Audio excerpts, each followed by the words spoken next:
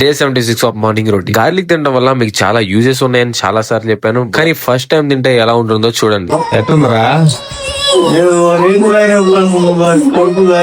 సరే ఇంతే ఎఫెక్ట్ ఉంటుంది అది అలవాటు అయ్యేంత వరకు. ఈ రోజు మా పీజీలో బ్రేక్ఫాస్ట్ అయితే అయిపోయింది, ఎందుకంటే మనం మార్నింగ్ అంత ఎర్లీగా లేచాం కాబట్టి.